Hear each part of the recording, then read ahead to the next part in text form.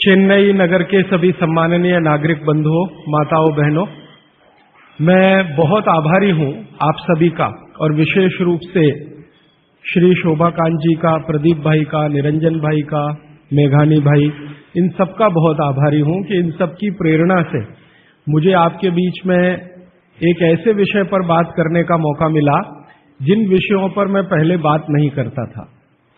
हमारी जो चिकित्सा और स्वास्थ्य का विषय है, इस पर बात करने की प्रेरणा मुझे पिछले 3-4 साल पहले हुई, जब मैंने भारत सरकार को एक पत्र लिखा था। मैंने भारत देश की सरकार के स्वास्थ्य मंत्री को एक पत्र लिखा था, ये जानने के लिए कि हमारे देश के लोगों की स्वास्थ्य की स्थिति क्या है। हमारे देश की सरकार हर 10-10 साल में एक जनसंख्या की गणना कराती है, जिसको सेंसस कहते हैं हमारे देश में। तो जब सेंसस होता है तब उस समय ये भी गणना की जाती है कि कितने लोग बीमार हैं, किनको क्या क्या बीमारी है और कितने लोग स्वस्थ हैं, कितने संपूर्ण स्वस्थ हैं, कितने आधे स्वस्थ हैं। तो मैंने आज से लगभग 4 साल पहले एक पत्र लिखा था स्वास्थ्य मंत्री को और उसमें एक ही प्रश्न पूछा था कि भारत के लोगों की स्वास्थ्य की स्थिति क्या है। तो हमारे देश के मंत्री महोदय के सचिव ने, सेक्रेटरी ने उत्तर दिया कि देश के लोगों की स्वास्थ्य की जो स्थिति है उसके लिए हम आपको पूरा डाटा भेज रहे हैं, आप उसका अध्ययन करके खुद अंदाजा लगा लीजिए। तो सरकार ने जो मुझको डाटा भेजा वो 1-2 पन्ने का नहीं था, वो काफी 600-700 पन्ने का मोटा सा एक पुलिंदा था। उसमें जो सेंसस की रिपोर्ट थी वो पूरी उन्होंने लिखी थी। वो पढ़कर मुझे बहुत परेशानी हो गई। परेशानी क्या हो गई कि उसमें उन्होंने बताया कि लगभग 112 करोड़ लोग इस देश में रहते हैं और 112 करोड़ लोगों में स्वस्थ लोगों की संख्या गिनती की 25 से 30 करोड़ है। बस 25 से 30 करोड़ लोग ऐसे हैं इस देश में जिनको स्वस्थ कहा जा सकता है, जिनको किसी तरह का कोई रोग नहीं है, शारीरिक रूप से भी और मानसिक रूप से भी। बाकी जितने भी लोग हैं सभी को कुछ न कुछ तकलीफें हैं। जैसे भारत सरकार के विशेषज्ञों ने ये कहा कि 5 करोड़ लोग इस देश में हैं जिनको डायबिटीज है, मधुमेह है, खराब बीमारी है। दुनिया के ज्यादातर डॉक्टर कहते हैं कि ये जल्दी ठीक नहीं होने वाली बीमारी है और ये 5 करोड़ लोगों को हो गई है। और विशेषज्ञ ये कहते हैं उस रिपोर्ट में कि अगर यही गति और रफ्तार से डायबिटीज बढ़ती गई तो अगले 2014 तक लगभग 10 से 12 करोड़ लोगों को ये होगी। फिर उस रिपोर्ट में उन्होंने कहा है कि 12 से 13 करोड़ लोग ऐसे हैं जिनको लंग्स इन्फेक्शन की भिन्न भिन्न बीमारियां हैं, जैसे दमा है, अस्थमा है, सांस फूलती है, ब्रोंकियल अस्थमा है, ट्यूबरकुलोसिस है, ऐसे 12-13 करोड़ लोग। फिर वो विशेषज्ञों की रिपोर्ट कहती है कि भारत में लगभग 15-16 करोड़ लोग हैं जिनको घुटनों का दर्द, कमर का दर्द, कंधे का दर्द, हड्डियों का दर्द, जिसको आप संधिवात कहते हैं सरल भाषा में, ये हड्डियों के, जोड़ों के दर्द की बीमारियां हैं। फिर उसी रिपोर्ट में बताया गया है कि 9 से 10 करोड़ लोग हैं जिनको पेट का कुछ न कुछ तकलीफ है, जिनको पित्त की बीमारियों के द्वारा हम लोग अक्सर परिभाषित करते हैं। गैस बनना, एसिडिटी होना, अल्सर होना, पेप्टिक अल्सर होना, हाइपर एसिडिटी होना, वगैरह वगैरह। और ये सब मैं पढ़ता गया और एक जगह लिखा हुआ था रिपोर्ट में, बहुत परेशान करने वाली बात, कि 20 से 22 करोड़ लोग हैं जिनको आंखों की कुछ न कुछ बीमारी है। या तो कम दिखता है या बिल्कुल नहीं दिखता, रात में नहीं दिखता, दिन में दिखता है तो रंग का अंतर पता नहीं चलता।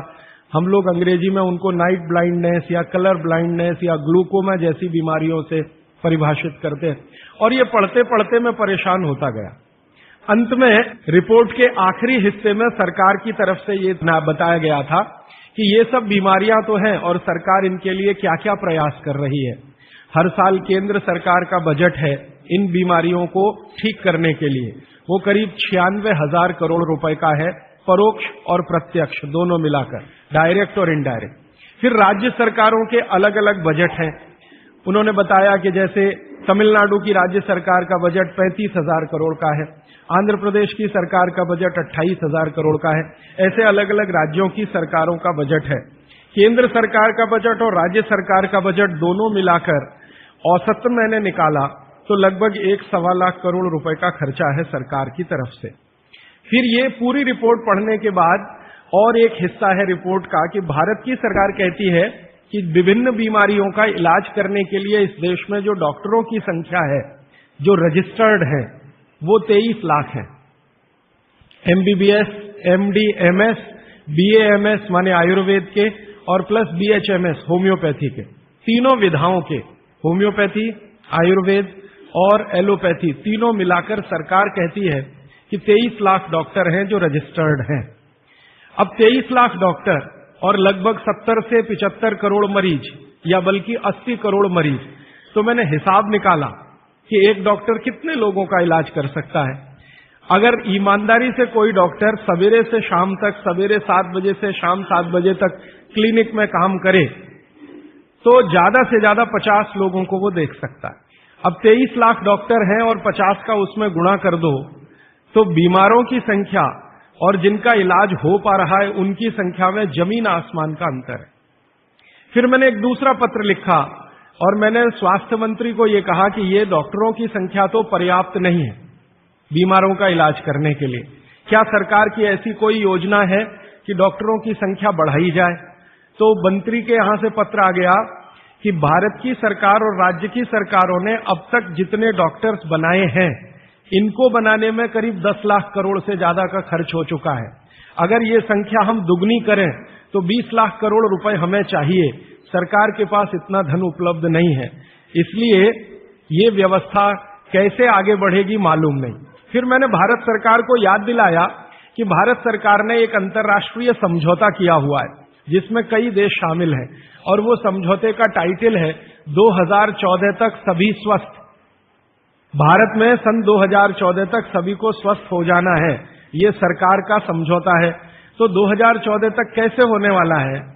मुझे नहीं लगता कि कोई होने की संभावना है और सरकार स्वीकार करती है कि जिस गति से सरकार काम कर रही है, अगर सभी हिंदुस्तानियों को स्वास्थ्य दिया जाए, चिकित्सा दी जाए, तो कम से कम 350 साल लगेंगे। ये कैलकुलेशन मैंने कैसे निकाला? हर साल जितने डॉक्टर इस देश में पढ़कर निकल रहे हैं, एलोपैथी, होम्योपैथी और आयुर्वेद के, और उसमें देश का जो ग्रोथ रेट है 10% वो जोड़कर हर साल उनकी संख्या बढ़ती जाए तो 350 साल में सभी को चिकित्सा और स्वास्थ्य मिल जाएगा। अब पता नहीं 350 साल में कितने जीवित बचेंगे और कितने यहां से चले जाएंगे। अब मेरी एक जो दुख की बात है मन की, वो ये कि 350 साल में जनसंख्या अगर जो बढ़ रही है उसको जोड़ दिया इसमें, तो किसी को भी स्वास्थ्य कभी भी उपलब्ध नहीं हो सकेगा। जब ये जानकारी मुझे आई तो मैं बहुत परेशान हुआ और मैंने सोचा कि ये तो बड़ी गंभीर स्थिति है। फिलहाल पिछले कुछ वर्षों से मैं स्वामी रामदेव जी के साथ जुड़ा हूं। उनसे जब मैंने इन सब विषयों पर चर्चा की तो वो भी कहते हैं कि बात तो बहुत गंभीर है, सबको स्वास्थ्य मिलना सरकार के बूते का और सरकार के दम पर और चिकित्सा जो चल रही है इस देश में उसके दम पर तो संभव नहीं है, कोई और रास्ता ढूंढना पड़ेगा। अब दूसरा रास्ता ढूंढने के लिए मैंने भारत देश के कई बड़े चिकित्सकों से बात करना शुरू किया, ऐसे वैद्यों से बात करना शुरू किया जो आयुर्वेद के बड़े पंडित माने जाते हैं इस देश में। विशेष रूप से एक वैद्य हैं हार्डीकर, पूना में रहते हैं और उनका भारत में बहुत बड़ा ऊंचा स्थान है। आजकल हिंदुस्तान के आयुर्वेद चिकित्सा के जो विशेषज्ञ हैं वो उनको आधुनिक चरक कहते हैं, इतनी ऊंची स्थिति है उनकी। हार्डीकर जी की उम्र उनकी लगभग 85 वर्ष हो चुकी है। मैंने हार्डीकर जी से कहा कि भारत की चिकित्सा की जो स्थिति है वो ये है, सरकार कहती है, आप क्या मानते हैं? तो उन्होंने कहा कि भारत में किसी को भी सरकार के भरोसे चिकित्सा कभी नहीं मिल सकती। अगर कोई व्यक्ति चाहे तो अपनी चिकित्सा स्वयं करे तभी रास्ता खुलेगा और कोई रास्ता नहीं। हार्डीकर जी ने एक दिन मुझे कहा कि तुम जानते हो 200 साल पहले हिंदुस्तान में लोग बीमार नहीं थे इतने। तो मैंने कहा आप कैसे कहते हैं? उन्होंने कहा स्टेटिस्टिक्स देख लो, आंकड़े देख लो। तो 200 साल पहले के भारत के लोगों के चिकित्सा और स्वास्थ्य के आंकड़े मैंने इकट्ठे किए जो अंग्रेजों की सरकार के द्वारा तैयार किए गए थे, क्योंकि उस समय भारत में अंग्रेजों की सरकार चलती थी। तो मुझे हैरानी हुई कि आज जितने बीमार हैं और उस समय जितने बीमार थे, आज जितनी जनसंख्या है और 200 साल पहले जितनी जनसंख्या है, वो सब बातों को ध्यान में रखते हुए मैं अगर आपको सरल भाषा में कहूं कि अगर आज 100% लोग बीमार हैं तो 200 साल पहले मुश्किल से 8 या 10% लोग ही बीमार थे। अब वो 8 से 10% लोगों की चिकित्सा के लिए अंग्रेजों ने एलोपैथी व्यवस्था यहां शुरू की थी, जो शायद पर्याप्त रही होगी क्योंकि बीमारों की संख्या बहुत कम थी। आज बीमारों की संख्या हमारी कुल संख्या की 70 से 80% हो गई है और ये चिकित्सा लगभग फेल हो गई है। पिछले 60 वर्षों में आजादी के बाद आप सब जानते हैं, सरकार भी मानती है इस बात को कि जितना विकास हुआ है एलोपैथी चिकित्सा का, जितने डॉक्टर बढ़े हैं, जितनी दवाएं बढ़ी हैं, जितने हॉस्पिटल्स बढ़े हैं, जितनी सुविधाएं बढ़ी हैं, उतनी बीमारियां कई गुना गति से बढ़ गई। अब न हॉस्पिटल पर्याप्त हैं न डॉक्टर पर्याप्त हैं। आप अक्सर आए दिन अखबारों में समाचार पढ़ते होंगे, टीवी पर देखते होंगे कि लोगों को बिना इलाज के मर जाना पड़ता है, बिना दवा के मर जाना पड़ता है, हॉस्पिटल के बाहर बेचारे पड़े रहते हैं और डॉक्टर कहते हैं कि उनके ऊपर काम का इतना बोझा है कि वो सभी पेशेंट को अटेंड नहीं कर सकते। ये दोनों तरफ की बातें समझने के बाद मुझे वैद्य हार्डीकर जी की बात समझ में आई कि सब लोग अपनी चिकित्सा करने लगे हैं तो रास्ता खुलता है सभी के स्वस्थ होने का। तो मैंने एक दिन हार्डीकर जी को पूछा कि क्या यह संभव है कि हर आदमी अपनी चिकित्सा खुद कर ले, तो डॉक्टर की क्या जरूरत है? तो उन्होंने कहा है कि डॉक्टर क्या करता है, डॉक्टर क्या करता है, आपसे कुछ बातें पूछेगा, आपको भूख लगती है कि नहीं, प्यास लगती है कि नहीं, नींद आती है कि नहीं, खाना अच्छा लग रहा है कि नहीं, वगैरह वगैरह, और ये सब आप उसको बताएंगे। ये सब बताने के बाद वो अपना कंक्लूजन आपको बताएगा कि आपको फलाना रोग हुआ है या आपको ऐसी तकलीफ हुई है। मतलब क्या है, डॉक्टर ने जो कुछ बताया आपके कहने पर, वो कोई भगवान तो नहीं है, ऐसा डॉक्टर तो कहीं नहीं है कि जो आप कुछ भी ना कहो और बता दे कि आपको ऐसा है। शायद 250-300 साल पहले रहे होंगे ऐसे कुछ चिकित्सक जो नाड़ी देखते ही बात करते थे कि आपने 10 दिन पहले ये खाया। हार्डीकर जी ने मुझे बताया कि ऐसे वैद्य रहे हैं इस देश में जो 1 मिनट आपकी नाड़ी पकड़ लें तो बता देंगे कि कल क्या खाया, 2 दिन पहले क्या खाया, 4 दिन पहले क्या खाया, 10 दिन पहले क्या खाया। अब ऐसे लोगों की कमी बहुत है इस देश में, संख्या भी कम है। तो हार्डीकर जी ने मुझे कहा कि आप जो बताते हैं डॉक्टर उस पर से अपना तय करता है, लेकिन उसमें भी वो पक्का नहीं होता। एलोपैथी चिकित्सा में तो सिद्धांत ही है trial and error, trial and error, trial and error, माने कोशिश करो और गलतियां करो, कोशिश करो और गलतियां करो, कोशिश करो, माने तीर चलाओ, लगे तो ठीक, नहीं तो तुक्का। ये बात हार्डीकर जी के मुंह से सुनी तो मुझे लगा कि वो आयुर्वेद चिकित्सक हैं, शायद इसलिए ऐसा बोलते होंगे। फिर मैंने ये बात कंफर्म करने के लिए एलोपैथी के कई बड़े डॉक्टरों से बात की, बहुत बड़े बड़े डॉक्टरों से बात की, दिल्ली में, मुंबई में। वो कहते हैं कि देखो बात तो सही है लेकिन हम इसको जाहिर में नहीं कह सकते, माने आप जैसे लोगों के सामने नहीं कह सकते कि हम सब ट्रायल एंड एरर पे काम करते हैं, हम सब तीर चलाते हैं, लग जाए तो ठीक है नहीं तो तुक्का है। माने आपका जो इलाज किया जाता है वो एक कुछ एजम्पशंस के आधार पर है, कंफर्म कुछ भी नहीं है उसमें। काम कर गया तो ठीक है, नहीं तो आप तो मर ही जाएंगे। डॉक्टर कहेगा मैंने तो बहुत कोशिश की, अब मैं क्या कर सकता हूं, और आप चुपचाप अपने पेशेंट की डेड बॉडी लेके वहां से चले आएंगे। मैं आपको एक बहुत गंभीर बात कहना चाहता हूं। हिंदुस्तान के एलोपैथी चिकित्सा के शीर्षस्थ डॉक्टर जो इस देश में हैं, उनकी एक संस्था है, वो संस्था की एक कॉन्फ्रेंस में मैं चला गया था गलती से। एक डॉक्टर मुझे पकड़ के ले गया था, मेरा जाने का तो कोई अधिकार नहीं था लेकिन डॉक्टर ले गया था। वो कहता था कि तुम सुनना बस बैठ के, हम बात क्या करते हैं, कुछ बोलना नहीं, कुछ कहना नहीं, रिएक्ट नहीं करना, बस सुनना, हम देखो क्या बातें करते हैं। तो उस कॉन्फ्रेंस में 3 दिन में बैठा रहा दिल्ली में। जो बातें होती हैं वो आपको सुना दी जाए तो आप किसी भी एलोपैथी चिकित्सक के पास नहीं जाएंगे। वो बिल्कुल इस तरह से बातें करते हैं जैसे कोई कसाई बकरे को काटने से पहले बात करता है। ऐसी स्थिति इस देश में आ गई है। फिर 3 दिन सुनने के बाद मैं परेशान हो गया, तो मैंने वो डॉक्टर से कहा मैं जाना चाहता हूं। उसने कहा अब तुम समझ गए हम लोग क्या हैं। तो मैंने कहा ये आपने मुझे समझाया क्यों? तो उन्होंने कहा तुम एक काम कर सकते हो जो हम नहीं कर सकते, कि ये बातें दूसरों को समझा दो। ऐसी स्थिति है। उसमें जो सबसे गंभीर बात हुई थी वो मैं आपको एक वाक्य में कहना चाहता हूं। वो ये कहते थे, सभी डॉक्टर एक दूसरे से सहमत होते हुए, कि 250 वर्षों में एलोपैथी चिकित्सा ने एक ही काम किया है, दर्द से लड़ने का, बस, इसके अलावा कुछ नहीं। 250 वर्षों में एलोपैथी चिकित्सा ने एक ही रिसर्च किया है, एक ही काम किया है, एक ही शोध किया है, वो दर्द से लड़ने का, इसके आगे कुछ नहीं है। और ये बात मैं बहुत घंटों घंटों सोचता रहा, तब जाकर मुझे मन में प्रेरणा हुई कि मुझे तो भारत के लोगों को कुछ और बताने की जरूरत है। तब मैंने हार्डीकर जी को पूछा कि अब मेरे समझ में आया, आप बताइए क्या करना चाहिए। तो उनका, देखो, आयुर्वेद एक ऐसी चिकित्सा पद्धति है जिसमें महान महान लोगों ने, चरक ऋषि, सुश्रुत ऋषि, बागभट्ट ऋषि, निघंटु ऋषि, पाराशर ऋषि, ये सब महान महान लोगों ने एक बात कॉमन कही है, और वो ये कही है कि जो व्यक्ति मरीज होता है वो सबसे अच्छा डॉक्टर हो सकता है। इसको आप गंभीरता से मनन करते रहिए।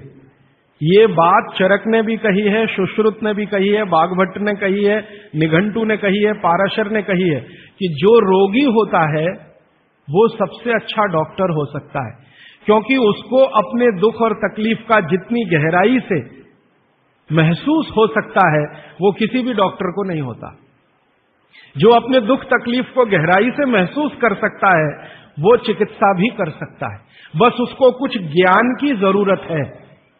और कुछ ज्ञान, ज्यादा नहीं, थोड़ा सा ज्ञान अगर उसके जीवन में है तो वो कहते हैं कि वो हर तरह की बीमारी से लड़ सकता है और दूसरों को मदद कर सकता है।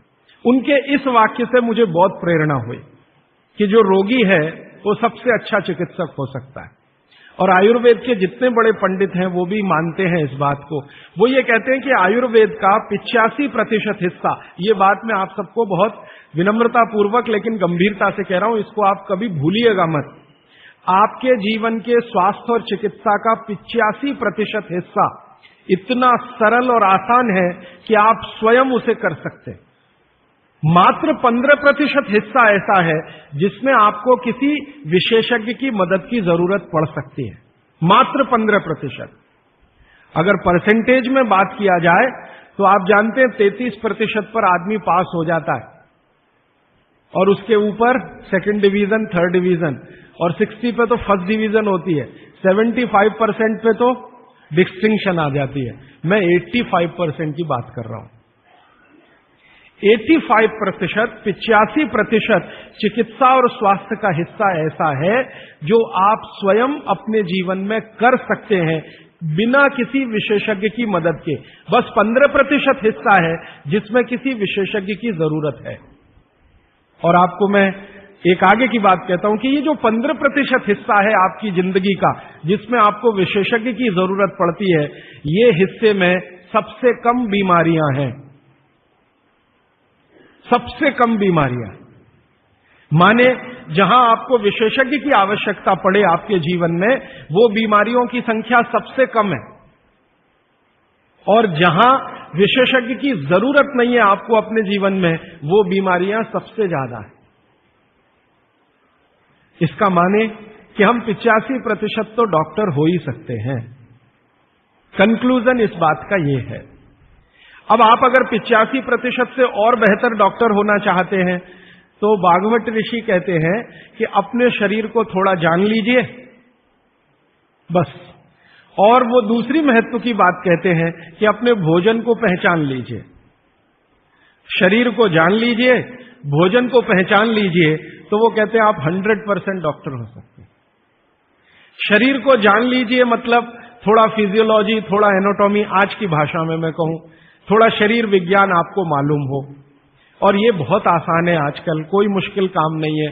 भारत सरकार ने विभिन्न तरह की छोटी छोटी पुस्तकें छपा रखी हैं जो बच्चों को पढ़ाई जाती हैं। एनसीईआरटी के सिलेबस में अब तो ये आ गया है। वो किताबें बाजार में उपलब्ध हैं, आप खरीद लाइए और आपको थोड़ा फिजियोलॉजी तो समझ में आ ही जाएगा, थोड़ा बहुत एनाटॉमी समझ में आ जाएगा। शरीर के क्या क्या अंग है, अंगों के क्या क्या उपांग हैं, हृदय है तो कहाँ है, लीवर है तो कहाँ है, किडनी है तो कहाँ है, लीवर का किडनी से क्या संबंध है, किडनी का हृदय से क्या संबंध है, आपस के उनके इंटर रिलेशनशिप है। अब तो एक चार्ट आता है कैलेंडर जैसा, मेरी आपको विनती है कि खरीद के एक टांग लीजिए अपने घर में, आपको भी मदद करेगा, आपके बच्चों को भी मदद करेगा। तो ये हिस्सा बहुत आसान है, मुश्किल नहीं है। बस इसमें जो मुश्किल हिस्सा है वो ये कि शरीर के अंगों के और उपांगों के जो नाम हैं वो जो भाषा में दिए गए हैं वो आपको थोड़ा कम समझती है, तो आप आयुर्वेद वाला ले लीजिए, वो आसानी से समझ में आएगा, उनके आपस के संबंध वगैरह वगैरह। मैं इस विषय पर ज्यादा नहीं जाना चाहता क्योंकि ये उपलब्ध है आपके सामने, और इसमें ज्यादा बात करूंगा तो समय खर्च होगा। आपको सिर्फ संकेत कर रहा हूं कि आज आप चाहे तो आज, नहीं तो एक दो दिन में कुछ ऐसी पुस्तकें फिजियोलॉजी एनाटॉमी की खरीद लें, नहीं तो एक कैलेंडर चार्ट आता है वो ले लें, 2-3 कैलेंडर के चार्ट आते हैं वो ले लें। अभी सरकार ने एक 12 कैलेंडर का चार्ट निकाला है, बहुत ही सरल भाषा में है, बहुत आसान है, उसको घर में टांग कर पलटते रहें, देखते रहें। ज्यादा से ज्यादा 8-10 दिन आप देखेंगे, आपको समझ में आ जाएगा लीवर क्या है, हृदय क्या है, किडनी क्या है, आपस के इनके फंक्शंस क्या है। ये बात भागवत जी कहते हैं कि थोड़ा शरीर को जान लो और भोजन को पहचान लो। अब उसमें आगे उन्होंने एक सूत्र लिखा है संस्कृत में कि शरीर को जानना अगर है तो ठीक है, इसको जरा और समझिएगा, शरीर को जानना है तो ठीक है, लेकिन भोजन को पहचानना सबसे ज्यादा जरूरी। माने उनका कहना यह है कि शरीर को जान लें तो ठीक है, नहीं जाने तो भी भोजन को तो पहचान लें। और भागवत जी ने पूरी विनम्रता से, पूरी गंभीरता से एक बात लिखी है कि जिसने भोजन को पहचान लिया उसको जिंदगी में कभी भी किसी चिकित्सक की जरूरत तो नहीं पड़ेगी। अब भोजन को पहचान लिया माने रसोई घर को पहचान लिया, सीधी सी बात है। और भागवत जी कहते हैं कि जीवन की सबसे बड़ी खोज अगर कोई है तो वो रसोई घर है। और वो कहते हैं कि सबसे बड़ा विज्ञान अगर कोई है तो ये रसोई घर का विज्ञान है, जिसको भोजन विज्ञान कहें या पाक शास्त्र कला कहें, जो भी बात आप कहना चाहें। वो ये कहते हैं कि इससे बड़ी खोज पूरी दुनिया में हुई नहीं और अगले हजारों साल होगी नहीं। इतनी गहरी बात वो कहकर चले गए यहां से। वो कहते हैं कि पिछले हजारों साल में हुई नहीं भोजन से ज्यादा रिसर्च, और अगले हजारों साल में होगी नहीं। और मैं अपने अनुभव से और आप खुद अपने अनुभव से ये बात कह सकते हैं कि दुनिया में भोजन और रसोई पर सबसे ज्यादा रिसर्च अगर कहीं हुई तो भारत में हुई, और अगले हजारों साल भी होगी तो भारत में ही होगी। क्यों? दूसरे देशों में भोजन ही नहीं है, रिसर्च क्या करेंगे? हो भोजन तब तो रिसर्च करें। आप में से बहुत सारे लोग यूरोप गए होंगे, अमेरिका गए होंगे, आप देखिए भोजन क्या है उनके पास, ले दे के एक पाव रोटी और डबल रोटी। अब वो आलू से खा लो या प्याज से खा लो, प्याज से खा लो कि आलू से खा लो, उसको बीच में काट के प्याज भर लो या प्याज बगल में रख के खा लो, उसको पिज़्ज़ा कह दो, बर्गर कह दो, हॉट डॉग कह दो, कोल्ड डॉग कह दो, वो प्रिपरेशन तो एक ही है ना। और वो प्रिपरेशन है मैदे का, मैदे को सड़ाकर बनाया हुआ। इसके अलावा उनके पास कुछ है नहीं जिसको फूड स्टफ कहा जाए, माने सॉलिड भोजन, मुख्य भोजन कहा जाए, वो उनके पास एक ही है, पाव रोटी डबल रोटी। उसको वो मछली से भी खा सकते हैं, गाय के मांस से भी खा सकते हैं, बकरे के मांस से भी खा सकते हैं, या वगैरह वगैरह कहीं से कुछ भीख में मिल गया, दाल चावल वगैरह, तो उसके साथ खा सकते हैं, वो सब भीख में मिला हुआ है, उनके यहां कुछ होता है नहीं। मैं आपको एक छोटी सी जानकारी देना चाहता हूं। एक बार एक विदेशी व्यक्ति से मेरा झगड़ा हो गया, एक जर्मनी का व्यक्ति था, उससे झगड़ा हो गया। झगड़ा कुछ इस बात का था कि भारत महान है कि जर्मनी महान है। ये जर्मनी के लोगों को आप जानते हैं, थोड़ा शॉविनिज्म बहुत है, खराब शब्द है शॉविनिज्म, लेकिन मैं इस्तेमाल कर रहा हूं। वो कहते हैं हम श्रेष्ठ हैं, दुनिया में हमसे बड़ा कोई नहीं, हम सर्वश्रेष्ठ हैं वगैरह वगैरह। हिटलर भी यही कहता था। तो उसकी महानता की हवा निकालने के लिए मैंने उससे कुछ सवाल कर लिए, तो परेशान हो गया, लेकिन जर्मनी की असलियत सामने आ गई। मैंने उसको पूछा तुम्हारे देश में क्या होता है? गन्ना होता है, गन्ना, शुगर केन? तो उसने कहा नहीं होता। आम होता है, आम? नहीं होता। केला होता है? नहीं होता। चीकू होता है? नहीं होता। संतरा होता है? नहीं होता। मौसम्मी होती है? नहीं होती। जब बहुत परेशान हो गया तो कहने लगा, देखिए मिस्टर राजीव दीक्षित, कोई भी मीठी चीज मेरे देश में नहीं होती। अब बात आगे करिए। कोई भी मीठी चीज मेरे देश में नहीं होती। एक वाक्य में उसने खत्म कर दिया। फिर मैंने कहा, अच्छा चलो, मीठी चीज नहीं, कड़वी चीज पूछते हैं। मेथी होती है? मेथी? मेथी तो मीठी नहीं है। तो मेथी होती है? उसने कहा नहीं होती। पालक होता है? नहीं होता। चुकंदर होता है? नहीं होता। फिर थोड़ी देर में परेशान हो गया, कहने लगा, हरे पत्ते की कोई चीज मेरे देश में नहीं होती। तो मैंने कहा, फिर होता क्या है? तो उसने कहा, दो ही चीजें हैं, एक तो आलू होता है और एक प्याज होती है। तो आलू को प्याज में मिला के खा लो या प्याज को आलू में मिला के खा लो, और कुछ नहीं होता। फिर मैंने उसको गिनाना शुरू किया कि देखो भारत में क्या क्या होता है, मीठी चीजों में क्या क्या होता है, खट्टी चीजों में क्या क्या होता है, तीखी चीजों में क्या क्या होता है, कसैली या कड़वी चीजें क्या क्या है। 6 रस है ना, षड रस की बात कही जाती है। 6 रस में मैंने गिनाना शुरू किया तो वो कहता है कि यार इसमें तो एक एनसाइक्लोपीडिया लिख जाएगा। मैंने कहा यस, भारत में इतना ही होता है। और मैंने उसको जब ये कहा कि ये हर गांव में होता है, तब तो वो बहुत परेशान हो गए। मैंने कहा हर गांव में होता है, 7,32,000 गांव है, हर गांव में ये सब होता है। माने किसी गांव को दूसरे पर निर्भर रहने की जरूरत नहीं है, नमक को छोड़कर। तब उसने कहा कि सच में इंडिया इज ग्रेट। ये ग्रेटनेस है अपने देश की। हमको अगर ये समझ में आती है तो भागवत जी की बातें हमको बहुत अच्छे से समझ में आएंगी। मैं भागवत जी के बारे में 1-2 जानकारी और देकर विषय पर आना चाहता हूं, ये भूमिका के रूप में कह रहा हूं। भागवत जी भारत देश के उन महान ऋषियों में गिने जाते हैं जिन्होंने चरक से भी ज्यादा काम किया। ये बात को बहुत ध्यान से आप सुनिएगा, लेकिन मैं विनम्रतापूर्वक कह रहा हूं।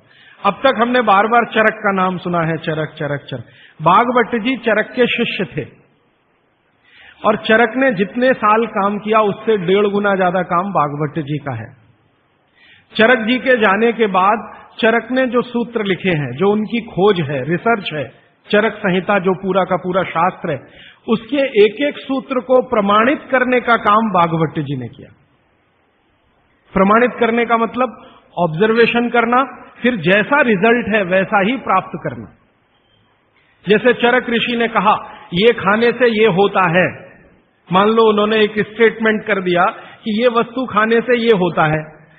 भागवत जी ने उसको प्रमाणित करने में 25 साल लगा दिए, 20 साल लगा दिए, 30 साल लगा दिए, और जब तक देख नहीं लिया तब तक उसको लोगों को कहने लायक नहीं माना। हमारे आयुर्वेद चिकित्सा शास्त्र के जो विशेषज्ञ हैं वो ये मानते हैं कि चरक जो थे महापंडित थे, बहुत ऊंचे स्थान के व्यक्ति थे, लेकिन भागवत जी थे वो साधारण आदमियों के चिकित्सक थे। इसका मतलब क्या है? इसका मतलब यह है कि चरक ने जो बातें बहुत गहराई से और गूढ़ शब्दों में कही हैं, भागवत जी ने उनको बहुत सरल करके साधारण लोगों की समझ में आए वैसा प्रस्तुतिकरण कर दिया है। भागवत जी की ये 2 पुस्तकें अष्टांग हृदयम और अष्टांग संग्रहम पढ़ने के बाद मुझे लगा कि मैंने चरक को पढ़ लिया, सुश्रुत को पढ़ लिया, निघंटु को पढ़ लिया, सबको पढ़ लिया, क्योंकि उन्होंने सबका निचोड़ डाल दिया उसमें। और वो ये कहते हैं कि अब मैंने जो तैयार कर दिया है अष्टांग हृदयम या अष्टांग संग्रहम, ये आम आदमी के लिए है। वो चाहे तो इसका पालन करे और अपने जीवन में मेरी तरह से सुखी और निरोगी रहे। भागवत जी 135 वर्ष तक जिंदा रहे और उनके शिष्य बताते हैं कि उन्होंने इच्छा मृत्यु को धारण किया। माने उनकी इच्छा हो गई थी कि अब बहुत दिन जिंदा रहने से कोई फायदा नहीं है, तो मृत्यु को वरण किया। ऐसे पंडित आदमी, इतनी कमांड अपने शरीर पर। और वो ये कहते हैं जब मृत्यु को जा रहे थे तो उनके शिष्य कह रहे थे कि परेशान हम हो जाएंगे, आप चले जाएंगे। उनका कोई परेशानी नहीं है, ये शरीर छोड़ूंगा दूसरा धारण करूंगा, जैसे तुम शर्ट बदलते हो मैं बदल लूंगा, लेकिन अब मुझे जाना चाहिए, इस शरीर का सीमा हो गया है। ऐसे व्यक्ति जिन्होंने मृत्यु को धारण किया अपनी इच्छा से, उन्होंने जो कुछ अपने जीवन में किया है वो 2 ही पुस्तकों में सारा समाहित है, तीसरी कोई पुस्तक उन्होंने लिखी नहीं। और वही दोनों पुस्तकों में कुल मिलाकर 7,000 सूत्र हैं। 7,000। 2 पुस्तकों में कुल मिलाकर 7,000 सूत्र हैं। सभी सूत्र